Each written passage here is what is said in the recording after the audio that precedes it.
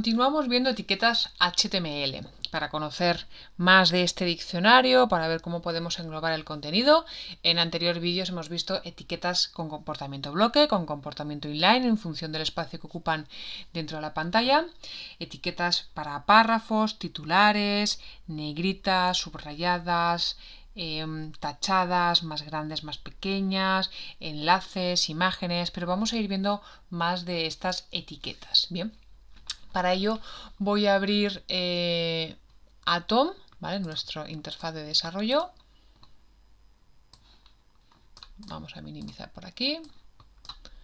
Abrimos nuestro Atom. Bien, si os acordáis, en el anterior vídeo hemos generado un documento principal, index. Bien, voy a abrir esta carpeta y me voy a generar un nuevo documento.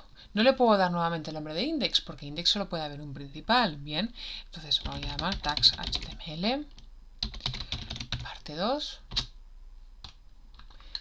Perdonad que no le he dado el nombre del documento, que es muy importante, .html. De esta manera nos identifica que es un HTML. Bien, en el anterior, lo que os comentaba, hemos visto listas, párrafos, etiquetas spam, etiquetas que aportaban algo de estética, citas, bien, pero vamos a profundizar un poquito más allá. Estas etiquetas se deben de utilizar dentro de una estructura mayor. Esta estructura mayor, bien, va caracterizada por la etiqueta principal de HTML y la etiqueta de doctype. Si os acordáis en el anterior vídeo hemos comentado que la etiqueta doctype nos especificaba que a partir de este punto todo lo que se encontraba iba a utilizar etiquetas HTML, por tanto es una etiqueta fundamental. Tenemos la etiqueta HTML, que es la principal de toda mi web, en la que aquí se encierra todo mi contenido, es decir, no puede haber nada por debajo de la etiqueta de cierre HTML, todo tiene que estar dentro de esta etiqueta, dentro, nada fuera, ¿vale? Esta etiqueta HTML va acompañada del atributo de lenguaje, que en nuestro caso es español, ¿vale? Tiene otro tipo de atributos, y tiene muchos atributos que podéis seguir profundizando, pero para nosotros el más importante es el de lenguaje. Bien, y luego dentro de esta etiqueta HTML existen dos etiquetas principales. Está la etiqueta body, voy a ponerla así para que lo veamos mejor, y la etiqueta head, la cabeza y el cuerpo. Bien, ¿en qué se diferencian? La etiqueta de cabecera es una etiqueta que todo lo que vayamos ahí a contener, el usuario final no lo va a ver como tal. Es decir, aquí dentro de esta etiqueta nunca voy a introducir contenido, sino que dentro de mi cabecera siempre van a estar las vinculaciones con otros archivos. Vinculación con archivos de JavaScript que darán comportamiento. Vinculación con archivos de CSS que aportarán visual. De etiquetas de tipo metadato para que los navegadores interpreten mejor lo que aquí se encuentra. Es decir, aquí no va a haber nada que vaya a ver el usuario final, ¿vale? Va a ser para todo aquello que dé información extra. ¿Vale? Si os fijáis, las etiquetas que aquí se veían englobadas, que por defecto Atom nos completa, es una etiqueta meta que da información de codificación de caracteres. Si os acordáis en el ejercicio anterior, las acentuaciones, los caracteres acentuados no se interpretaban correctamente, y eso era porque no le habíamos dicho que tenía que codificar los caracteres, o no le habíamos dicho al navegador que tenía que codificar los caracteres en base a nuestra codificación latina UTF-8. De esta manera, si yo por ejemplo este mismo título lo pongo aquí dentro y le doy a abrir en el navegador, sí que me va a interpretar correctamente los caracteres acentuados, mientras que en el caso anterior, si os acordáis, cuando lo abríamos en el navegador, había momentos en los que no se interpretaban correctamente.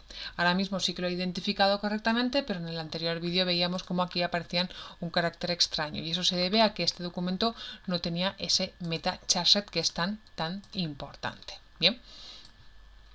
Vale, si os fijáis dónde he introducido este H1, es particularmente curioso, pero es lo más importante de todo. Es decir, todo lo que el usuario final vaya a acabar visualizando por pantalla, títulos, imágenes, textos, enlaces, columnas, tablas, listas, todo lo que el usuario vaya a ver y a leer, tiene que estar dentro del cuerpo. Nada fuera del body ni nada fuera del HTML, ni nada entre el head y el body, nada de nada. La estructura inicial es sagrada.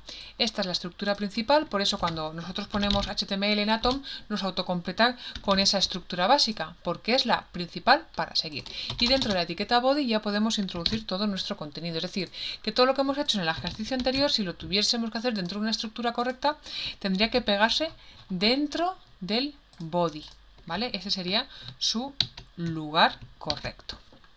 Bien, entonces, seguimos viendo etiquetas. Hemos visto etiqueta head, hemos visto la etiqueta body, hemos visto todas las etiquetas anteriores, ¿vale? Estas etiquetas ni comportamiento inline ni comportamiento bloque, porque son etiquetas estructurales, ¿bien?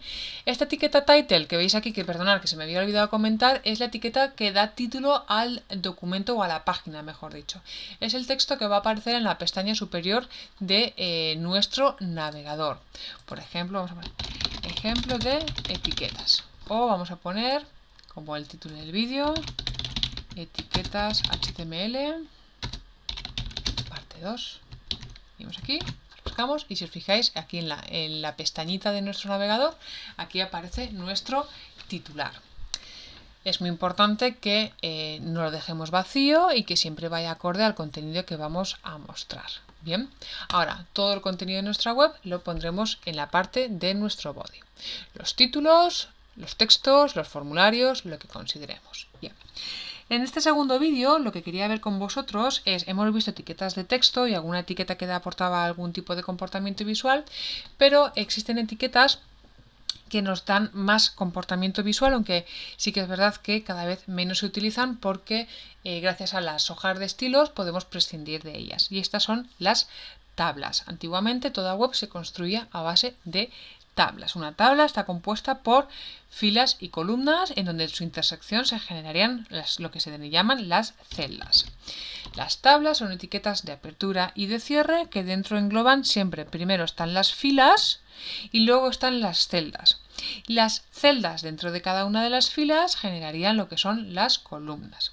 Nosotros tenemos los TRs, que son los table row, ¿vale? Que son las filas, y dentro tenemos las celdas. No pueden ser al revés. Bien, así como si os acordáis, las listas ordenadas o desordenadas solo pueden tener hijos de tipo de tipo LI, ¿vale?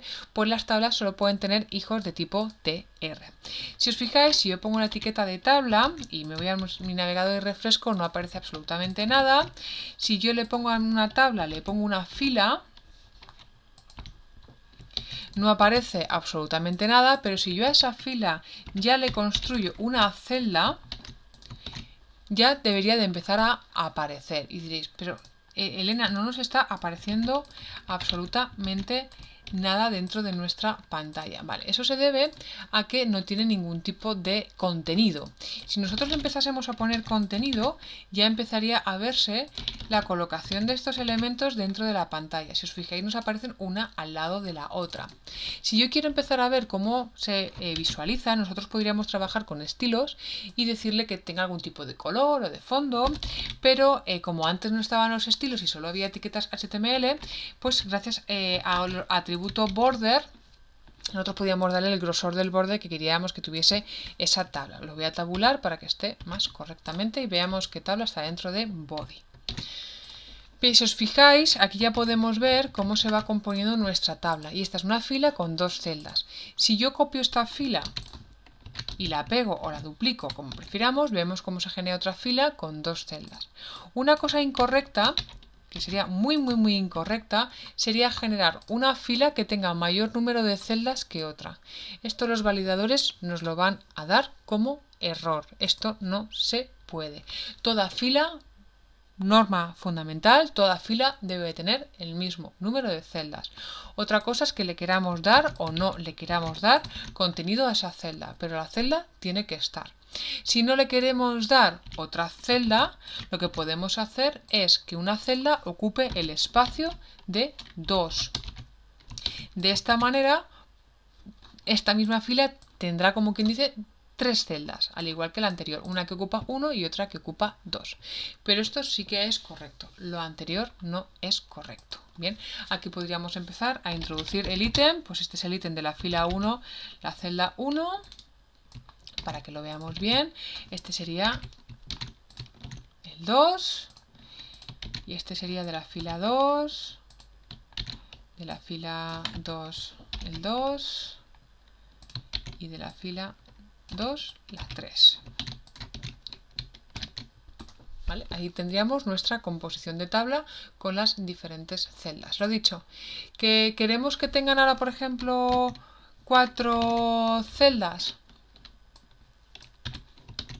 Ya estaríamos empezando a generar una estructura incorrecta, porque la fila superior tiene que cumplir el mismo número de celdas. ¿Qué es lo que podemos hacer?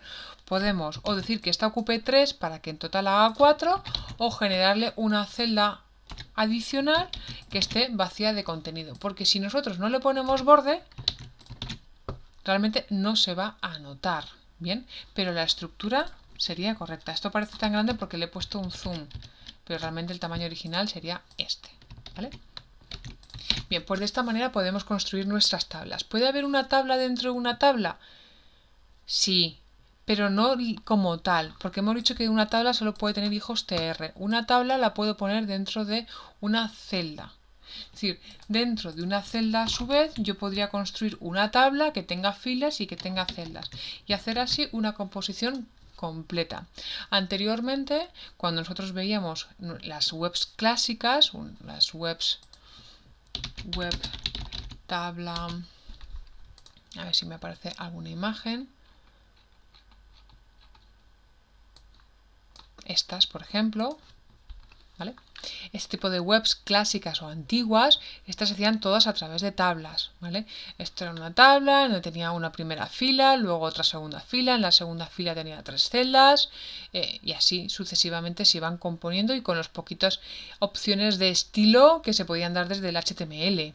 Bien, porque antes desde el HTML estaban las etiquetas de negrita, itálica, cursiva, o teníamos alguna posibilidad de, con algún atributo, de darle algún color a los elementos. Es más, este ya ni la coge, ¿vale? Este atributo ni nos funciona. Bien, pues de esta manera nosotros podríamos hacer nuestras tablas. Dentro de una tabla, a su vez, lo que vamos a hacer otra fila nueva, ¿vale? Acordaos que es muy importante que esté bien tabulado, si no podemos utilizar el complemento. Vale, pues nosotros vamos a poner nuestra celda. ¿Puede haber una única celda? No, tendrá que haber 4, porque es el mayor número de celdas que tiene una de las filas. Bien, que otra cosa es que queramos hacer otra tabla aparte. Entonces, como ya son tablas totalmente independientes, pues ya no es necesario que cumplan esa regla. Bien, bueno, pues dentro de una celda yo puedo introducir lo que considere. Puedo introducir titular. Puedo introducir párrafos. Puedo introducir imágenes. Puedo introducir lo que yo considere. Si ahora yo pongo 2 celdas dentro de la misma fila, vamos a ver cómo esto me queda como si fuesen 2 columnas. En vez de solo poner un titular y un párrafo, le puedo poner una imagen y empezar a generar pues ese sistema de columnas. Problema, que si yo, por ejemplo, tengo 4 columnas, en tamaños grandes se verá muy bien, pero en tamaños muy pequeños el texto va a ser prácticamente ilegible. De aquí la importancia de que intervenga CSS, porque con las hojas de estilo nosotros podemos hacer esas hojas responsive y hacer que los elementos que ocupaban un 25% originalmente en determinados puntos de pantalla, pues que pasen de ocupar un 25% a que pasen a ocupar un 100%. De esta manera cada columna se pondría una debajo de la otra. Esto con respecto a las tablas, pero tenemos más etiquetas que nos van a servir mucho a la hora de construir nuestras webs.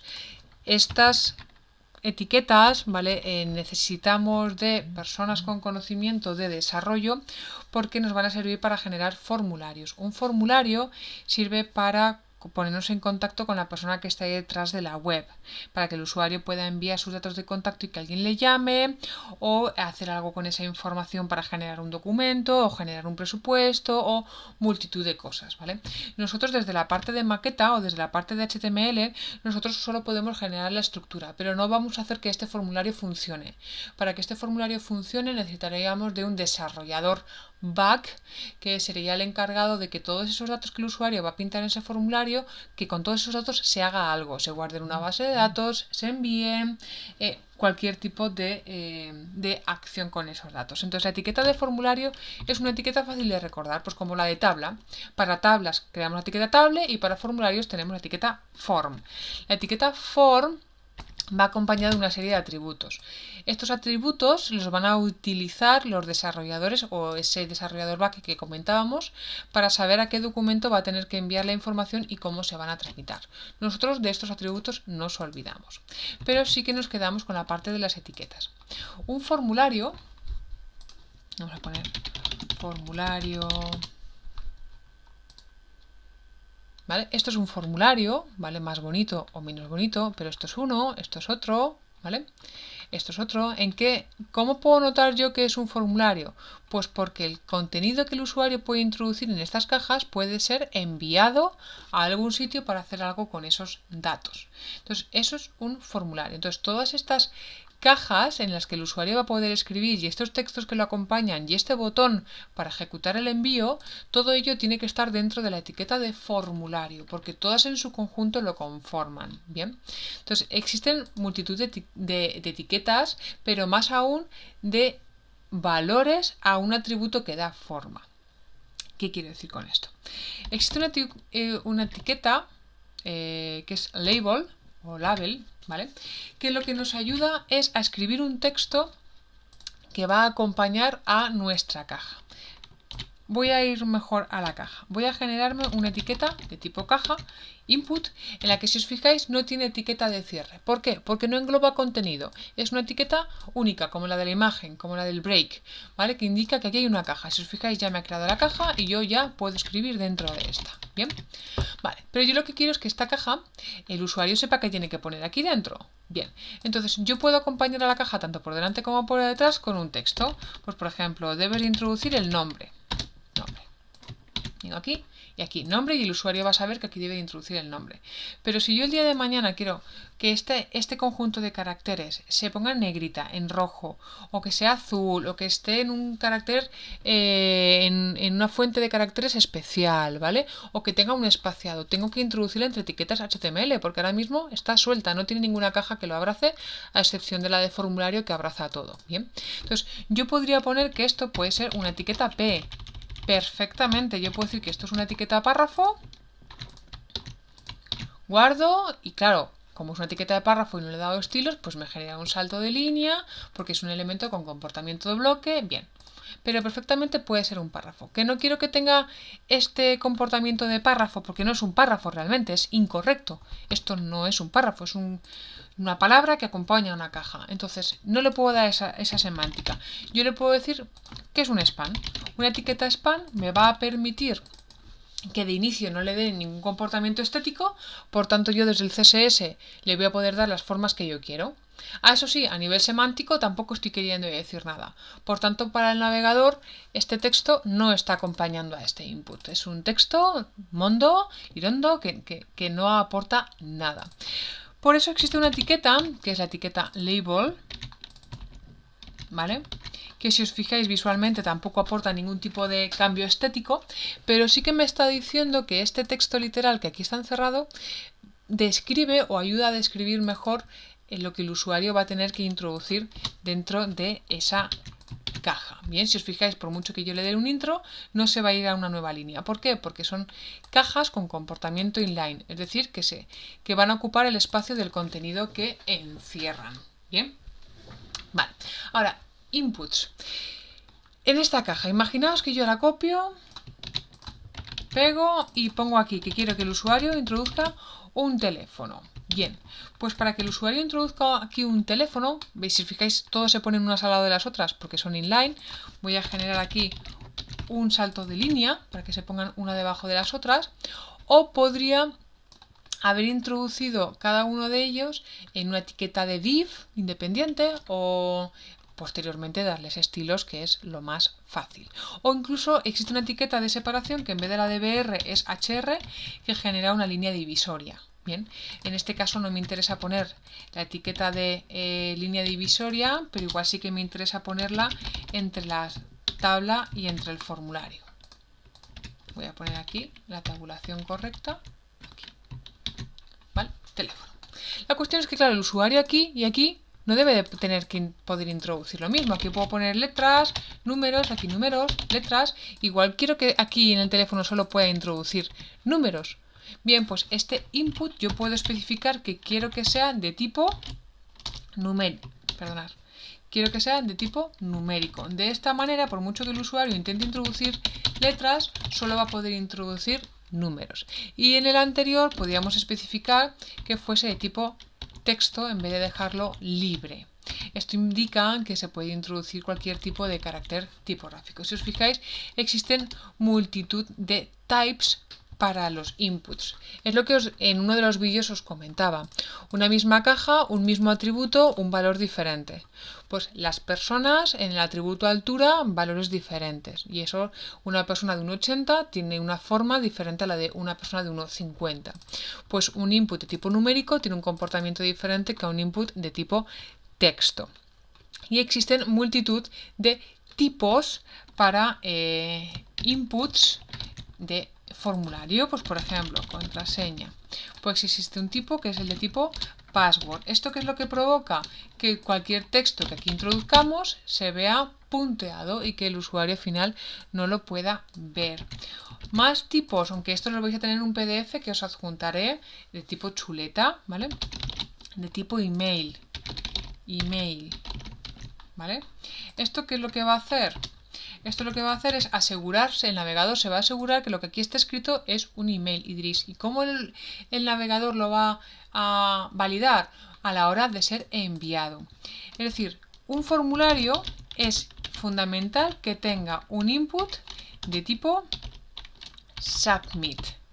Un input de tipo submit es una caja, pero que en vez de que toma el comportamiento de escritura, tiene un comportamiento de ejecución.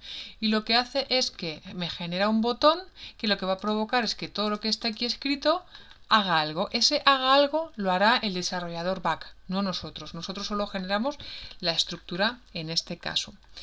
Lo que sí que podemos hacer es cambiar el texto que aquí aparece. Es decir, en vez de que ponga enviar, existe un atributo, value, que lo que me va a permitir es cambiar el texto que ahí dentro pone. Pues en vez de enviar, pues quiero poner que ponga consultar, por ejemplo.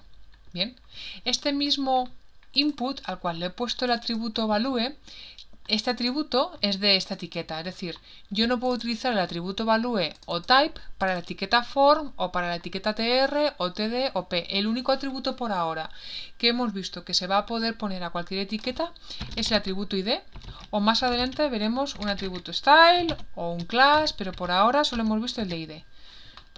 El de value y el de type son solo para, en este caso, para el input. Entonces, este value también se lo podría poner a este, al del email, o a este, al del nombre o al del teléfono. Igual quiero que el del teléfono por defecto tenga escrito... Dame un segundo que guardo. Aquí. Que tenga el 34. ¿Por qué no puedo ponerle el más? Porque como he dicho que es de tipo numérico, no puede tener un carácter alfanumérico. No puede tener un carácter de texto. ¿Vale? Pero esto lo que hace es que este texto aquí aparezca literalmente escrito, aunque también el usuario, si quisiera, lo podría borrar. ¿Vale? Pero como es un atributo apto para los inputs, lo puedo aprovechar para cualquiera de ellos. Es más, igual en vez de querer poner el value, quiero poner algo escrito para que el usuario le ayude a lo que sepa lo que tenga que poner, pues por ejemplo, nombre, email.com, ¿no? lo que he hecho es darle una ayuda de cómo tiene que redactar el nombre. Pero claro, si lo he puesto escrito, el usuario si quiere poner el suyo tendría que borrarlo. Entonces para ello, en vez de poner el atributo de value, le pongo el atributo de placeholder. Esto lo que hace es que ese mismo texto, en vez de aparecer escrito como tal, aparece sombreado y aparece únicamente de ayuda, pero no aparece escrito. Entonces, value nos ayuda a escribir texto dentro de la caja y el placeholder nos sirve como ayuda. Bien, entonces lo que os decía, el que sea de tipo email, aunque esto es un comportamiento de HTML5, ¿vale? Porque este tipo no existía antes. Esto lo que va a hacer es que si el usuario aquí escribe algo que no tiene forma de email, cuando yo le dé al botón, el navegador lo va a reconocer y va a decir que esto no tiene forma de email. Va a esperar a encontrar un arroba dentro del conjunto de caracteres para interpretarlo realmente como un email correcto. Bien, más cosas que podemos introducir dentro de los formularios. Bueno, pues uno que es importante también, que es el del text area. Un text area, a diferencia de un input, sí que tiene etiqueta de apertura y sí que tiene etiqueta de cierre. Me voy a quedar con esta. Porque es una caja típica para escribir contenido más amplio. Aquí, si os fijáis, me dice número de filas y número de columnas, que esto lo que va a hacer es que sea más o menos grande, aunque luego con las hojas de estilo lo podemos completar. ¿Por qué sí que en vez de etiqueta de cierre? Pues porque sí que le podría poner aquí, escribe aquí tu mensaje. Le podría poner el texto de ayuda, que quiero que aquí esté completo, aunque el usuario lo tendría que borrar si quiere empezar a redactarlo, ¿vale? Pero por eso sí que tiene etiqueta de cierre. Más etiquetas de formulario, pues muy utilizadas son los checkbox, los radios o los combos de selección. Bien, os animo a que sigáis investigando sobre los formularios. Bien, os indico cómo serían estos.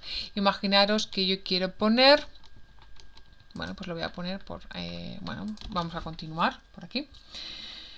Vamos a poner un label.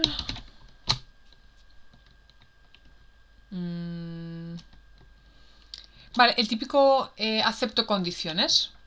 ¿Vale? Pues por ejemplo, el acepto condiciones, imaginaos que yo quiero poner aquí un input, ¿vale?